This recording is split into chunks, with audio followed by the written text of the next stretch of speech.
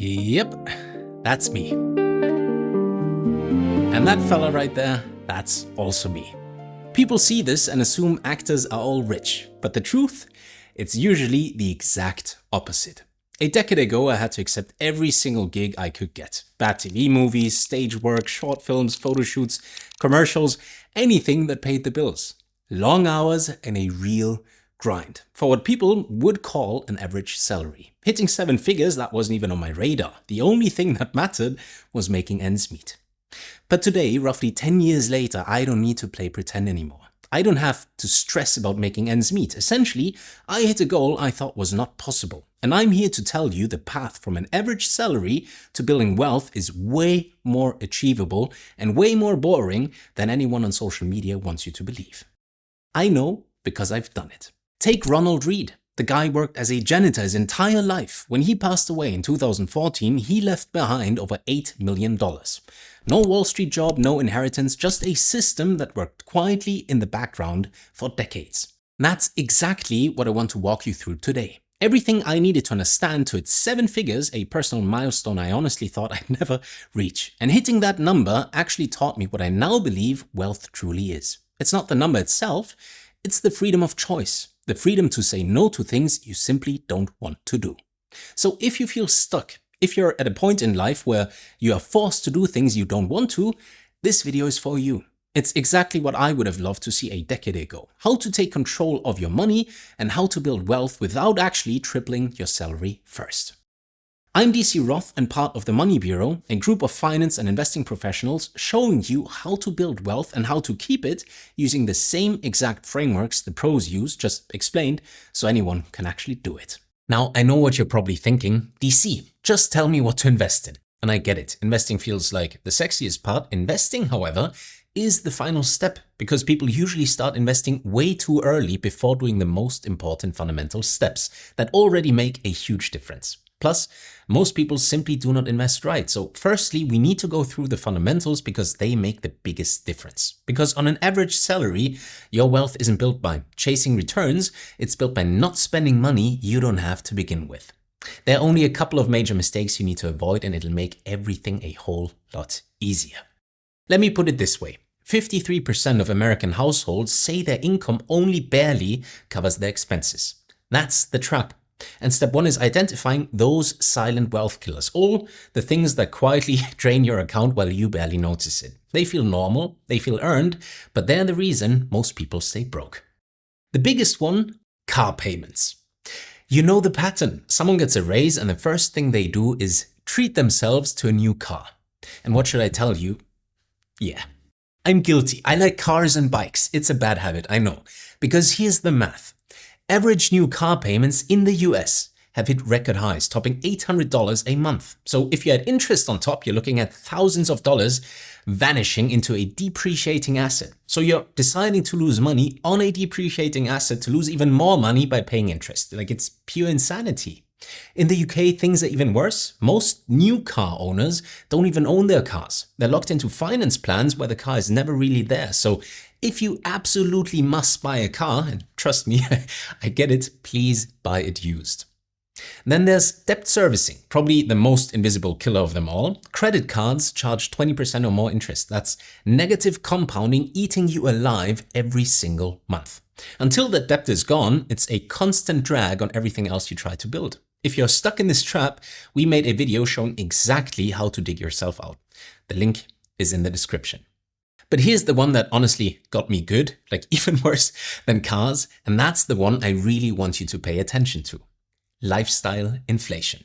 This is when your income goes up and your spending automatically rises to match it. Nicer apartment, better restaurants, upgraded gear. Like when my income started climbing, I felt that. I cannot tell you how much unnecessary stuff I've bought because of that reason. The trap is that it feels like a reward. You worked hard, you deserve it, right?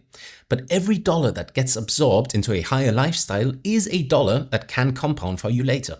I had to consciously fight this every single day. And the people I know who built real wealth all fought the same battle. The cousin of lifestyle inflation is subscription creep. And this one is sneaky. Streaming services, software tools, gym memberships, cloud storage, that one app you signed up for during a free trial and forgot about? Yeah. We've all been there. Just recently I went through my own subscriptions and I was honestly embarrassed at what I found. I don't know about you, but I'm way more sensitive to one big purchase than to 10 small recurring ones, even when those small ones add up to way more over a year. Same goes for convenience spending. Takeout, Uber, that's a big one. Rides everywhere or delivery for things you could easily grab yourself. Like, it saves time in the moment, but it becomes a habit that drains thousands per year. And then there's invisible inflation. Phones, gadgets, wearables that get replaced before they actually need to be. We are literally being trained to see our current stuff as obsolete. And that's natural. We are all dopamine addicts. We just have to fight this battle consciously. For the vast majority of people, myself included, these silent wealth killers are why individuals on an average salary feel stuck, even when they think they're doing everything right. Of course, building wealth doesn't mean giving everything up. I still have way too many subscriptions and I like cars a little too much. It just means protecting your income so it can actually work for you. Plug the leaks first. Your wealth grows much easier when you're not leaking money from hundreds of small wounds. Okay, we've plugged the leaks. Now you're probably thinking it's time to start investing. Makes sense. It feels like the natural progression. But this is exactly where you have to wait. Do not invest anything right now. You see, step 2 isn't investing, it's locking in financial stability before you put a single dollar into any asset. Investing from a fragile base is how people end up panic selling at the worst possible moment, abandoning their plan the second something goes wrong. I've watched friends do exactly this, like throwing money in at the top, panic selling at the bottom, all because they didn't have a stable foundation underneath. By foundation, I mean emergency fund. Although emergency funds sound super boring, I know, they don't grow, they don't moon, they don't do anything exciting, but they're the single most powerful tool in personal finance. Full stop. Without a cash buffer, every unexpected expense becomes a crisis. A broken laptop, a medical bill, a slow month for your business, any of it can wipe you out and force you into high interest debt or selling investments at exactly the wrong time.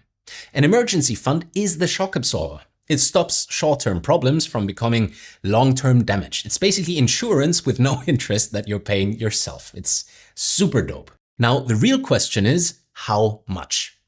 The rule is 3 to 6 months of essential spending. 3 months if your income is stable, 6 if you're freelancing, running your own thing, or your job is less secure, which, by the way, is most creators and entrepreneurs. And essential means essential.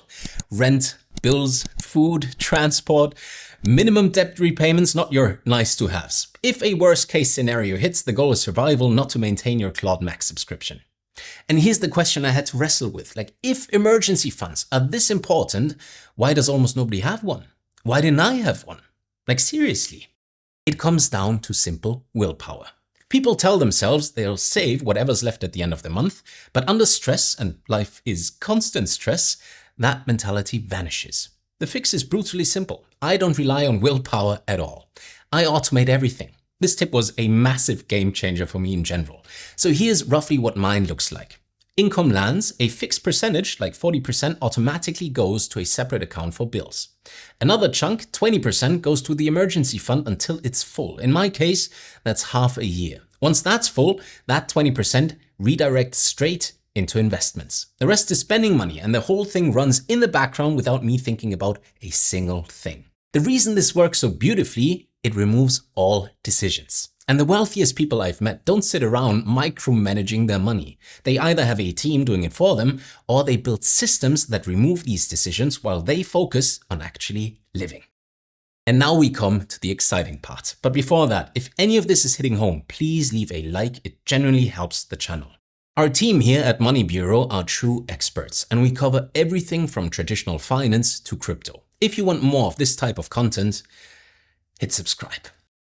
All right, your spending is locked in, you've got a stable base. That alone puts you ahead of most people. Now comes step 3. And this is the one that genuinely changed everything for me, boosting your income. Of course, cutting costs has a hard limit. You can only optimize so much before quality of life takes a hit. But income has no ceiling. And the most powerful framework here is upskilling. And what really helped me, what genuinely changed my entire life, was identifying where the things I was good at overlapped with the things I was actually passionate about. Look, I've been working on film sets since I was 10 years old. Some were paid, others I worked for free, like mostly I worked for free, because the art mattered more than the paycheck. And honestly, I loved it. I don't regret a single one of these projects, but if I'm being real with you, that path was never going to take care of a family. It was never going to build the kind of life I actually wanted long term. But the overlap, skills plus passion, that was the unlock. Once that clicked, it suddenly all made sense. High earners aren't paid more because they work harder. They're paid more because they can do things others can't. They're harder to replace. And that's the entire game. For me, working in the film industry gave me a foundation. How to behave in front of the camera, how to shoot, what gear to use, production stuff. So I started layering on new skills. Content strategy, then I layered in my other passion, which is focused around investing, understanding crypto and finance as a whole. And each skill stacked on the last. None of them were things I was born with. I learned all of them through trial and error. And trust me, lots and lots of error. But the good thing is, today the barrier to learning genuinely useful, high-value skills has never been lower. You can learn absolutely anything for free. And unlike most assets, skills appreciate the more you use them. They are the exact opposite of buying cars. Then there's the side hustle. And listen, this is what actually compounded that initial decision. I started doing video work on the side. Small projects, small clients, stuff I could fit around my main income. It was inconsistent, it was hard, and most months I wasn't making any money. But eventually, it compounded. My skills got sharper, my network grew, the rates went up, and eventually, that side income overtook the main income, which is what let me transition into doing this full time. So today I run a media agency, my investments work for me, and I'm still chasing my passion every single day, which is the reason I'm part of the Money Bureau. That combination is what built the financial picture I have today. Skills and passion. So search for something, anything, where those two aspects overlap and it'll change your entire life. If there's one thing I can guarantee, it's that. But here's also the warning. Nearly 40% of Americans have a side hustle and most of them fail. Not because people aren't capable, but because they spread themselves too thin, compete in completely saturated markets, or sell their time at prices that simply don't compound. The side hustles that work are the ones that lean into something specific to you. Your skills, your interests, your obsessions, as weird as they may be. In fact, the weirder the better. That way you're even harder to replace. And one extremely underused move, especially if you want to keep the security of regular income, is job switching. And the data on this is absolutely crazy. Companies reward loyalty with stability, not with aggressive raises. So people often end up underpaid for years in the same role. Switching jobs forces your salary to be repriced at the actual market rate, and that jump is usually way higher than any internal raise. Look, I'm not telling you to job hop recklessly here, but if you've been somewhere a long time and the compensation hasn't kept up, that's a signal worth paying attention to. Okay. Now we get to investing. Step 4. The part everyone wanted to skip to, but please, especially if you skip to this part straight away, do yourself a favor and watch the earlier steps. It honestly makes a massive difference in the grand scheme of things. So, you might be wondering why bother with investing at all when saving is safer. And here's the why. The value of your saving is being eroded every single year by inflation. At this point, you probably know this already, and it's just simple math. Governments print enormous amounts of money to keep their economies moving. As more money enters circulation, every individual unit becomes worth less. That's why food prices keep going up. It's not really that things are more expensive, it's just that your money buys less of the same thing. If you're just saving cash, you're losing purchasing power year after year. It's guaranteed. So investing completely flips that. Of course, it adds volatility, but it lets you compound returns over time at a rate that outpaces inflation. To show you what I mean, let's use the S&P 500 index as an example. It's essentially a measure for the overall stock market.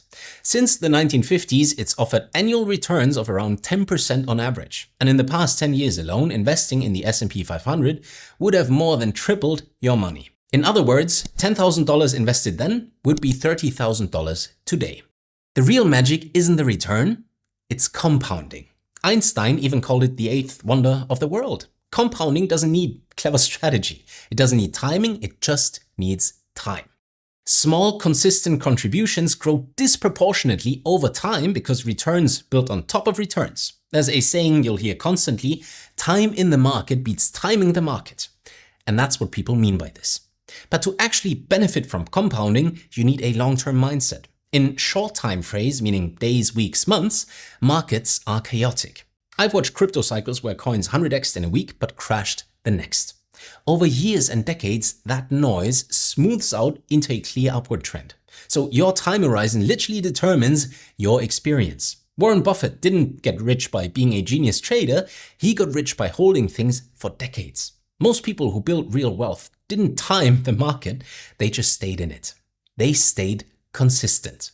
You see, the reason most investors fail comes down to emotions. Markets rip, they buy and buy as much as they can, eventually the market stumps, so they panic sell everything. And the worst part is, experienced investors love this because they get to buy what panicked people are dumping. Fear and greed are the only emotions we need to master. They aren't just market drivers, they're the most destructive forces in personal finance. This is another reason why automation matters so much. The system I set up removes my emotions entirely. I contribute regardless of what the market is doing. This is called dollar cost averaging, or DCAing, and it's one of the most reliable strategies in existence. It's exactly what I've been doing for a couple of years now. Markets go up, down, sideways, left, right, dinosaur pattern, it really doesn't matter. I keep buying every single month. Over time, the average works in my favor. But let's put all of this into a real example. Say you saved up $10,000 and invested in the S&P 500, which you'll recall averages around 10% annual return. Then every payday, you add $400 to the pot. Over 30 years, you'd invest a total of $154,000. Sounds like a lot, right? Well, not when I tell you that amount would now be worth $1.1 million. And the earlier you start, the more you earn, even if you invest less. Don't believe me? Let's take that initial $10,000 and cut it to $5,000. And instead of adding $400 a month, let's just add $200. But this time, we'll invest for 40 years instead of 30. Over those 40 years, you'd invest $106,000, almost 50 grand less than the 30-year plan. But that money would be worth $1.5 million today, even more than before. When money itself becomes an automated long-term process, it stops being stressful. It runs in the background while time does the heavy lifting. That's how wealth actually compounds. And this brings us to the most important part of this video.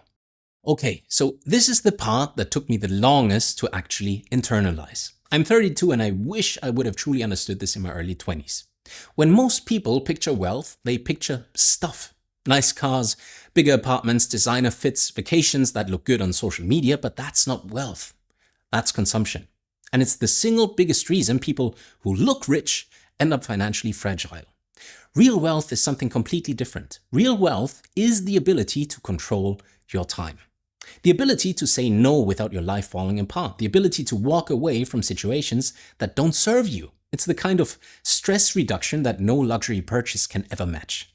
And I know this sounds straightforward, but I really want you to internalize this part. The highest form of wealth is freedom.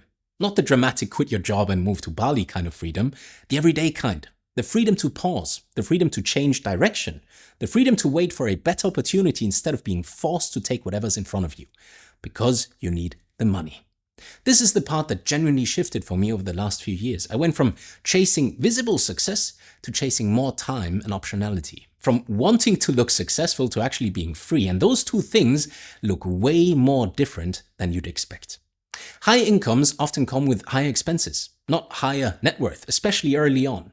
Behind the fancy watches, the supercars, and the curated dinners, a huge number of rich people are actually drowning in debt. Comparing yourself to those people isn't just damaging, it's based on a complete fiction.